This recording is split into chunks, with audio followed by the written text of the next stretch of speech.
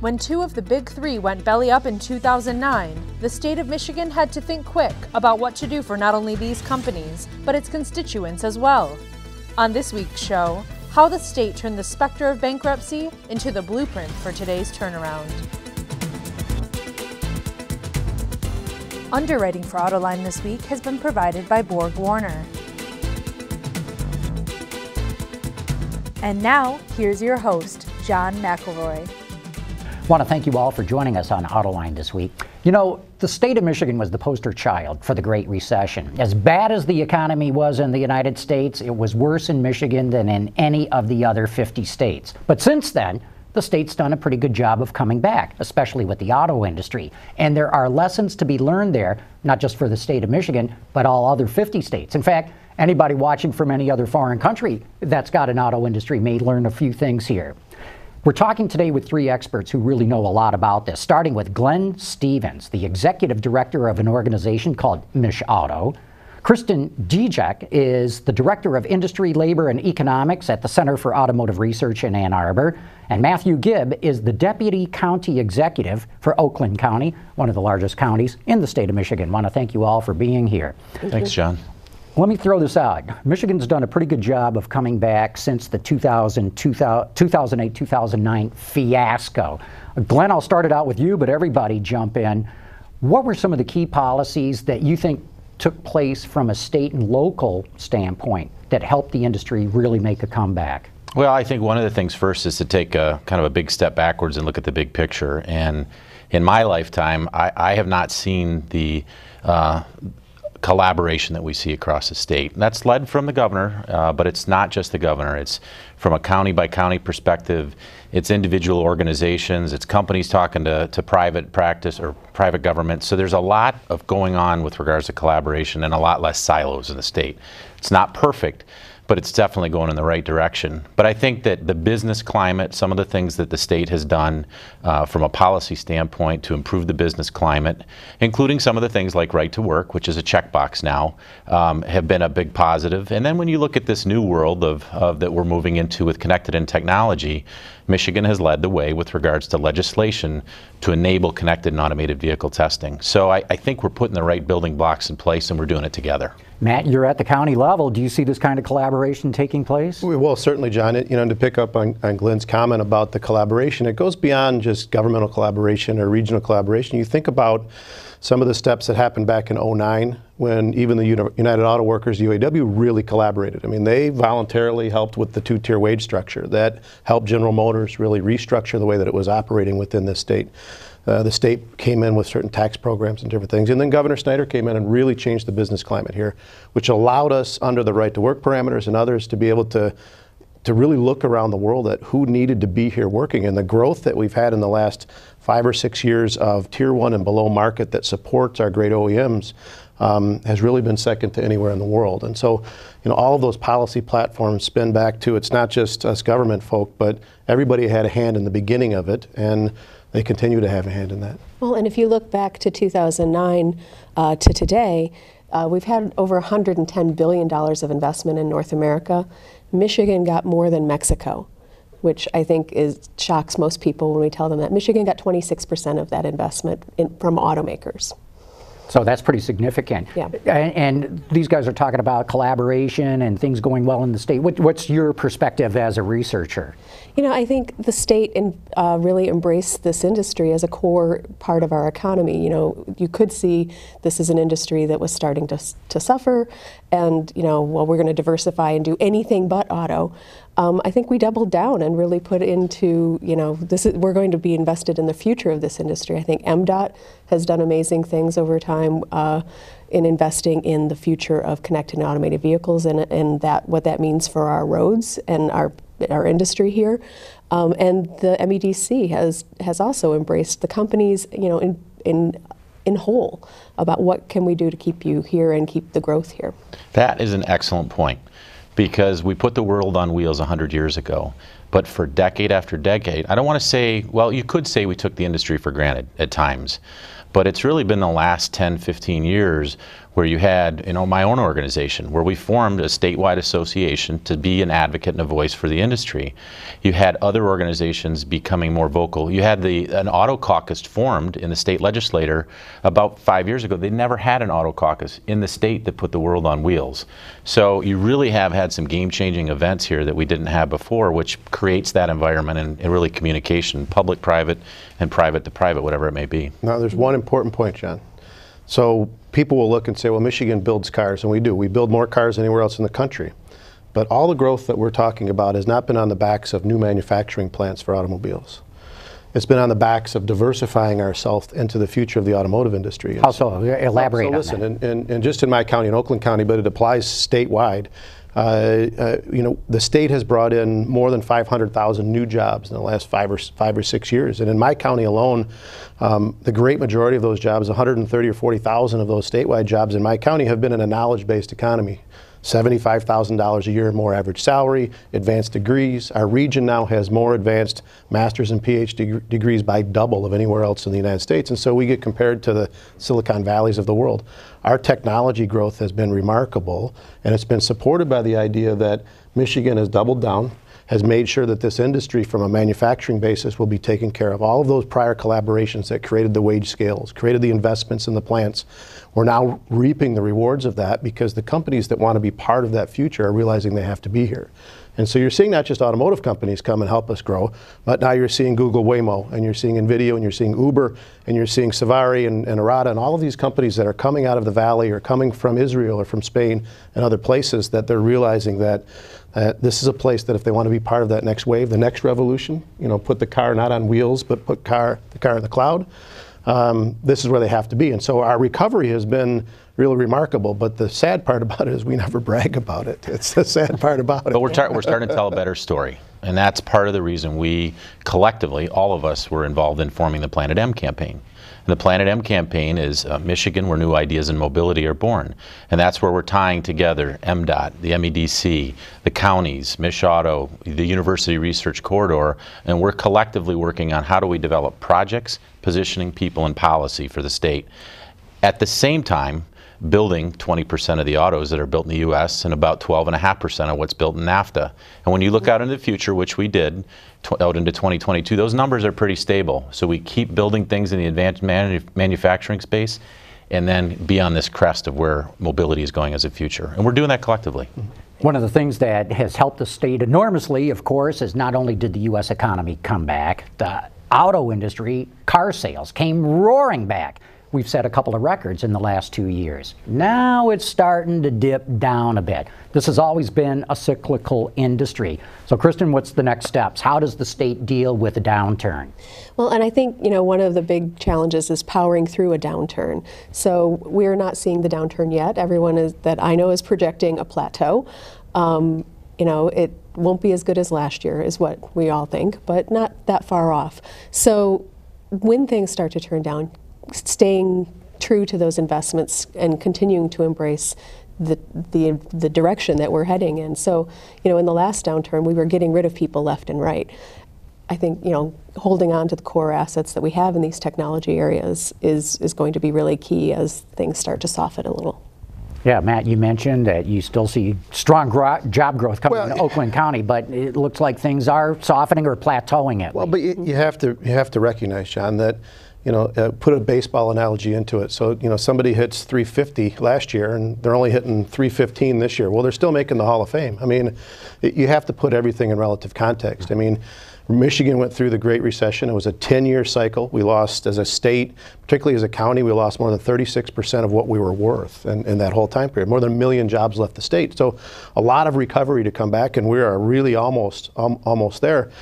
And we're not going to see 9 million vehicles in a year again like we did in 2009. I mean, we're doing 18 million vehicles, and so it dips a little, and the sales dip a little, and maybe next year, North American vehicle production is only 16 million. Well, that's still in record territory, and so we have to be mindful of that. And so from a policy standpoint of not being so dependent upon on, okay, the sales numbers are driving us and our identity from a policy standpoint, what Glenn said, of enacting things that allow us to advance this industry. And so we've passed significant pieces of legislation that allow us to test autonomous vehicles, test connected vehicles. In my county, we're starting to deploy right now the very first ever integrated open network for connected vehicle technology anywhere, really. And we're deploying that now. MDOT is deploying miles and miles and miles of testing. The American Center for Mobility has been fully supported and funded by the state and with MDOT and others to be the first integrated validation center in the United States that will set all of the validation standards for these vehicles. And so keeping that policy platform going forward, to me, in the future, will make us less dependent on did we do 18 million vehicles or 14 vehicles or 15 million vehicles, because the sustainability of the industry will be, are we selling our technology in Eastern Europe and in Russia and other places? Well, and those technologies have made it possible to make almost the same amount of vehicles with way fewer workers, too. Right. So the last peak in Michigan was about 314,000 workers in the automotive, in motor vehicle and parts manufacturing. We now have about 166,000. With the same output? Close to the same output. They were making 3 million vehicles in Michigan in 2000, and we made 2.4 last year. So it goes from about 9 vehicles per worker to about 13. So we've had incredible productivity, and some of that is on the backs of factory innovation, factory technology, that we're moving along in that direction as well. It's not just in the car, it's how we make the cars is changing too. Okay, one of the things that the state of Michigan did was enact right-to-work legislation, which means you don't have to belong to the UAW anymore if you want to work in a GM Ford or Fiat Chrysler plant. What's been the impact of that? There really hasn't been much fall off from the membership. There's a lot of other reasons to be a member of the UAW in a plant. What we have seen, though, is site selection groups that come to the state looking for, this company wants to locate here. We are seeing more of those opportunities come to Michigan because they can check the box on right to work. So you check the box on right to work, you get more opportunities for economic development, but it really hasn't hit the auto workers' membership in the union very much at all. And it's not likely to. I mean, you don't see, I head up economic development for the county, so you don't see all of a sudden a company say, oh, I'm choosing Michigan because of that. But what you're just seeing is that, no, I'm putting Michigan in play because I have that opportunity, and that's made a big difference. And so people say, well, quantify it. Tell me which companies moved here because of right to work and which didn't. John, you can't quantify it, but the fact that we've created an open basis where particularly international companies, Asian companies particularly, Chinese companies really worry about that because of the impact it has on what they perceive the labor force obligations will be. Knowing that it's off the table allows them to open up the business planning for locating here. So just the fact that we are right to work hasn't had a huge impact on our numbers, but it has had a huge impact on the way that we're perceived in the openness of our labor market. And so for that purpose, it's been very successful. It's not a litmus test for the whole package of what you would be looking for when you're a company looking for a location. You wouldn't go just for that. You need to have the workforce. You need to have the investment opportunity that's there. And so that's not enough in and of itself. It's just part of a big package. And when you really look at it, and you take the blinders off and you really look at it, you see an industry cluster in this state like you will find nowhere else. 16 OEMs, 92 of the top North American suppliers with headquarters or research centers here, 1,500 tool and die facilities, more connected and automated vehicle test projects than anywhere in the country, including California, and that's all here. And that cluster keeps growing. So when you look at where do I want to locate, where do I want to be where the decision makers are, where the technology advancements are, where the talent pool is, and that's our biggest challenge and opportunity is the talent pool. You look at it and you say, this is where I want to locate, whether I'm a startup in the mobility space or whether I'm a European or a Chinese supplier that wants to come to the market, this is the cluster to be in right here. But Glenn, you hit on a critical point, I think. I did. Outside of the tech industry, nobody knows this. I mean, even people in Silicon Valley recognize that Michigan is a player when it comes to this autonomy and mobility. Nobody else knows it. And that's why we're collectively, I talked about that earlier, working on that. Every 2 weeks, there is a communications call. There are about 30 different organizations on that call, and we are collectively working to tell the story properly, to tell the story. And it's not just about business attraction. That's really important. It's about, the first job is to make sure that the companies here have everything they have to grow. I mean, Matt knows they put retention above anything. So that's the first thing. But the second thing is how do we how do we build the human capital supply chain? And we look at that very holistically, and that's youth, but that's attracting people here. And the only way you can do that is to tell the story. You can tell the story whether it's downtown Grand Rapids in the community over there, or Detroit, the comeback city. I mean, if I was downtown this weekend, I could not believe what I saw in Woodward, what was going on, and new restaurants opening. The Foundation Hotel opened up the other night. It's a great story to tell, but you got to tell the story, and we're working together to do that. But John, listen, you say people don't know, but you have to understand that other ancillary industries also know. And so you start to multiply, well, who knows? And so one of the things that we're working on is infrastructure in the roadway, so that when cars need to communicate to something, there's something there for it to communicate to. And so many governments around the world are so far behind on what we're doing. So the testing that will happen at ACM, what they're doing at M-City, what we're doing in Oakland County, what MDOT's doing, they've created a network that they've called the Belt that goes Michigan through Ohio, through Pennsylvania, and the universities that are part of that are Kettering and University of Michigan and Ohio State and Carnegie Mellon and Penn State. Those are the leading research universities in connected and autonomous mobility in the world. And so they all know it, and the smart city in Columbus knows it, and the people in Pittsburgh know it, and we certainly know it. And so you're starting to see the collaborations that are happening from a different scale. Like, you wouldn't think, well, how does that help the auto industry as a whole? Well, a whole heck of a lot. When you think about the ability to connect some ubiquity and some commonality to the way that we're going to deploy infrastructure and the research institutions that have created all this stuff. So, you know, we tell our story, yes, but we also have to be mindful of constantly facilitating those partnerships. It's what takes me overseas a lot. I'm trying to find businesses to bring back to Michigan, but part of it is we're telling the messaging of who can we collaborate with in a different market that can enhance them and enhance us and build us as a stronger place. We become the center of excellence. And one of them is right next to us, because one of those is Canada. So the state has an MOU to develop connected and automated vehicle technology with Ontario. And, you know, when you look at the Waterloo cluster, there's Explain that a little bit, because that's not well known, how high-tech Waterloo well, it's a corridor. It's a corridor. If you look across the 401, you know, all the way across, you see advanced manufacturing, it's advanced industry, and it's really seamless other than a river between it. The industry is very interconnected. We all know about the border crossing and the trade that goes on, but now we're working together to make sure that automated intelligent transportation systems and connected vehicles and the communication processes can cross the border too. So I think it's a really positive step. Waterloo is an interesting story. Here's why it's interesting, is that's where BlackBerry was founded. That's exactly right. So BlackBerry is now, you know, almost obsolete. I don't know who's going to watch your program, John. I hope I don't get in trouble with BlackBerry. But here's what's critical, and anybody, whether it's us or anybody else around the country, around the world, they'll be thinking about, all right, how do we stay consistent in this game? Is the Waterloo area didn't allow the decline and demise of BlackBerry in a competitive market end who they are.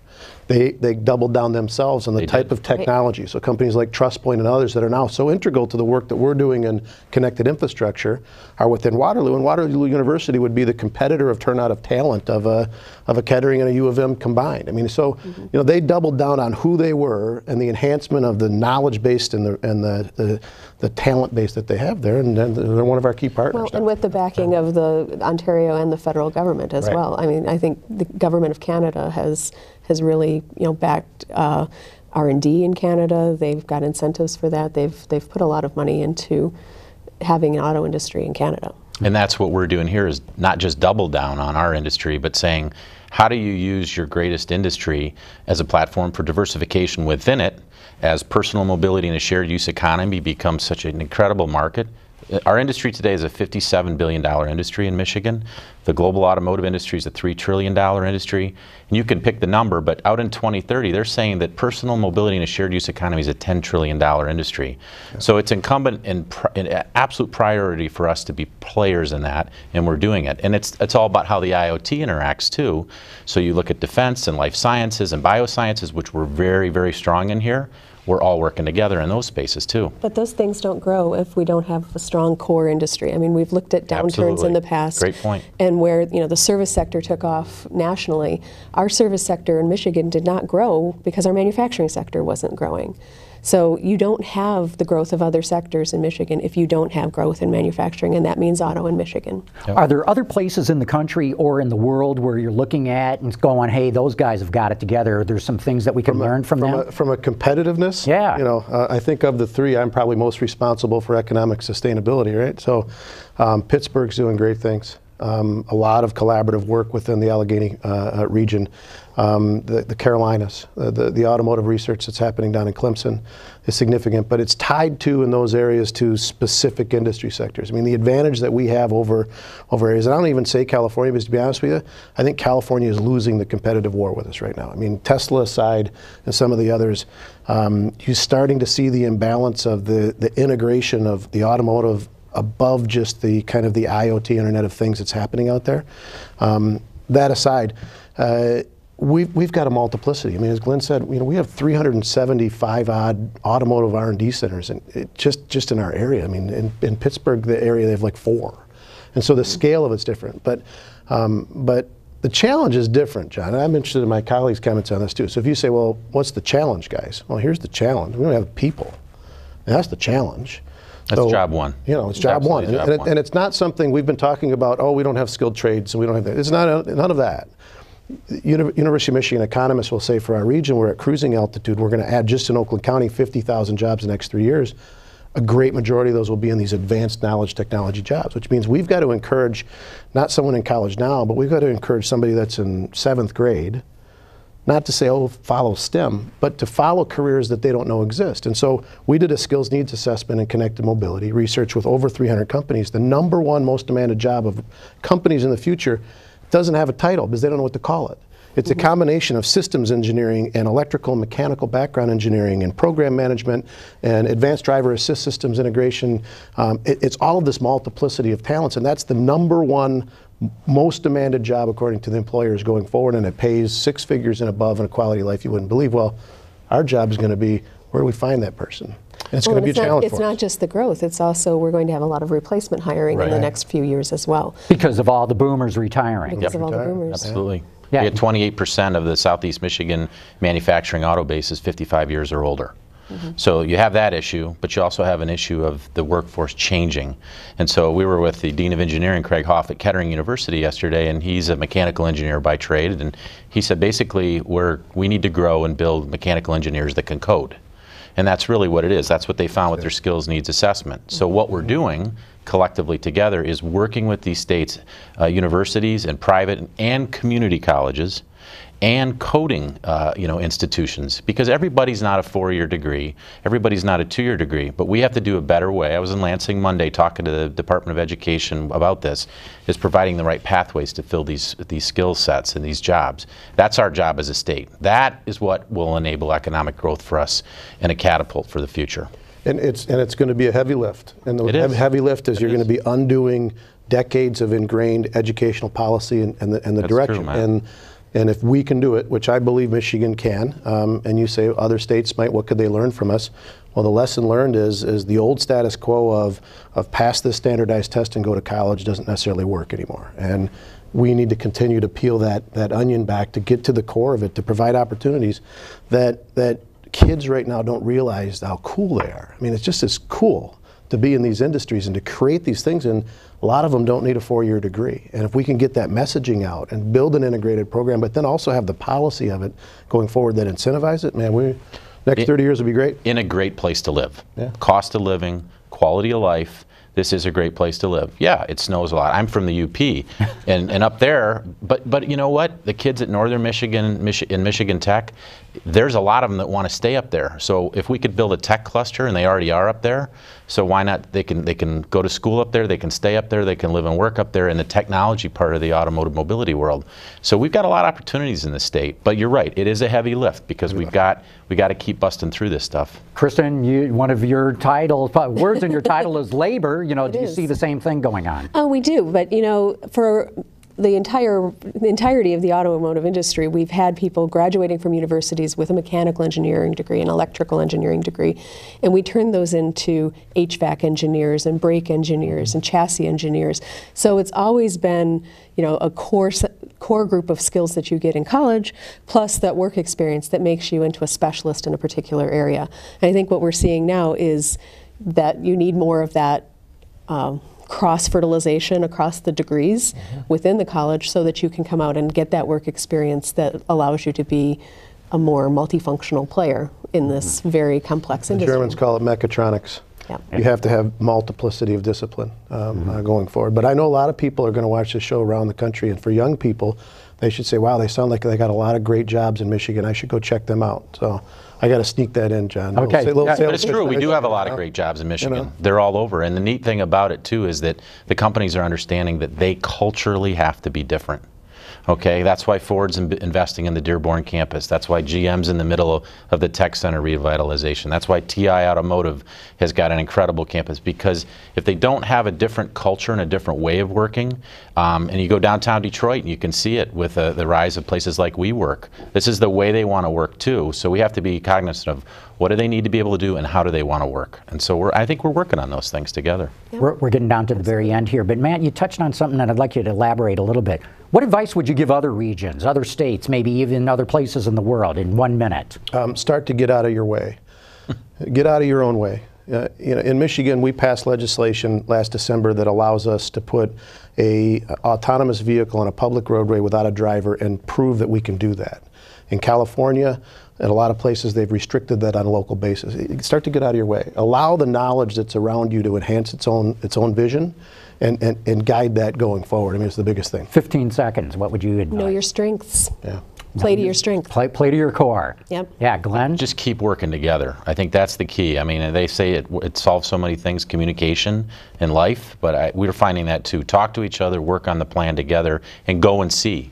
The Japanese have that philosophy. I learned that a long time ago when I worked for a Japanese company. But go and talk to other people, benchmark. People will be willing to... don't read about it, don't talk on the phone. Go physically out and see what's going on. Matt and I went to France 2.5 years to go together to the ITS World Congress together and looked and saw what they were doing. We're going to have to wrap it up. Fascinating discussion. I want to thank all three of you for sharing all your insights and ideas, and I hope others can learn from this too. I hope you enjoyed this conversation as much as I did.